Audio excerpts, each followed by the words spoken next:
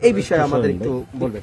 পূর্বে মাদারীপুর জেলা প্রশাসক মহোদয়ের কার্যালয়ে মাদারীপুর জেলা প্রশাসন যারা এই নির্বাচনের সাথে জড়িত তাদের সাথে মাদারীপুর 3টি আসনের 25 জন প্রার্থীর মত বিনিময় সভা অনুষ্ঠিত হয়েছে, যাতে আগামীকালকে একটা নির্বাচন আমাদের তরফে আমাকে ফোন দিয়ে আমাকে জানাচ্ছে যে আমি নাকি ধানের শীষের প্রতীকের প্রার্থীকে সমর্থন জানিয়ে প্রার্থিতা প্রত্যাহার করে নিয়েছি।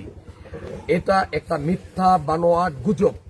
আমি এই নির্বাচন করতেছি সন্ত্রাসের বিরুদ্ধে, চাঁদাবাজের বিরুদ্ধে, আমি দখলদারদের বিরুদ্ধে, আমি নৈরাজ্যকারীর বিরুদ্ধে, মামলাবাজদের বিরুদ্ধে।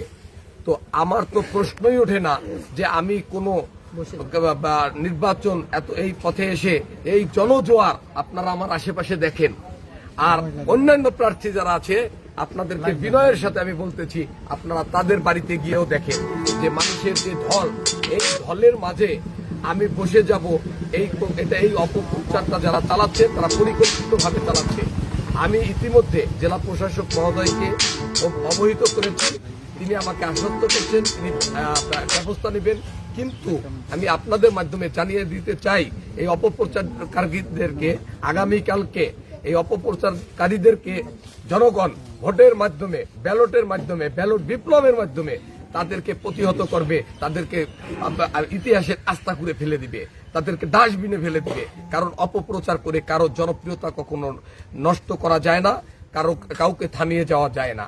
তো আপনাদের মাধ্যমে আমি আবারও বলতে চাই, আমার মাদারীপুর 2 আসনের যত ভোটার আছেন, সাধারণ জনগণ আছেন, আমি আমার প্রিয় মাদারীপুরবাসী, মাদারীপুর 2-এর বাসী, আমি আপনাদের জন্য নির্বাচন করতেছি, আমি আপনাদের সেবা করার জন্য নির্বাচন করতেছি।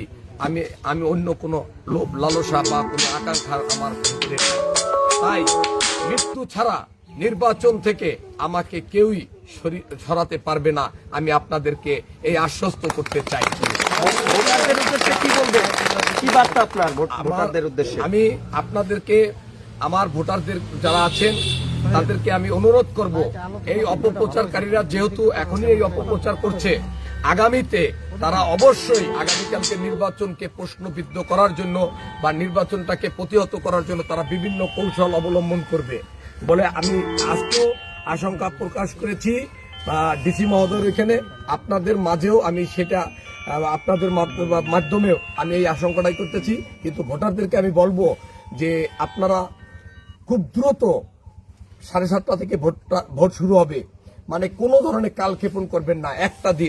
একটা দিনের কষ্ট আপনার 5টা বছরের শান্তি। আপনার এই কষ্টটুকু আপনারা সহ্য করুন। আপনারা 7:30টার মধ্যে ভোট কেন্দ্রে চলে যাবেন, সকাল সকাল ভোট দিবেন, যাতে অপপ্রচারকারীরা, এই অপশক্তিরা যাতে আপনাদেরকে এই ভোট প্রদান থেকে বাধাগ্রস্ত না করতে পারে। তাই আপনাদের সবাইকে আমি কলস মার্কায়, আপনার সবার এই জনগণের, সাধারণ জনগণের মার্কা কলস মার্কা, এই কলস মার্কায় ভোট দেওয়ার জন্য সকাল 7টা থেকেই আপনাদের ভোট কেন্দ্রে যাওয়ার জন্য আমি বিশেষভাবে অনুরোধ করতেছি। প্রিয় মাদারীপুর 2 আসনবাসী, আপনাদের কাছে আবারও আমি বিনীতভাবে অনুরোধ করছি, আপনারা সকাল 7টায় কোন সমস্ত কাজ বাদ দিয়ে ভোট কেন্দ্রে উপস্থিত হবেন। বিজয় আমাদের হবেই হবে।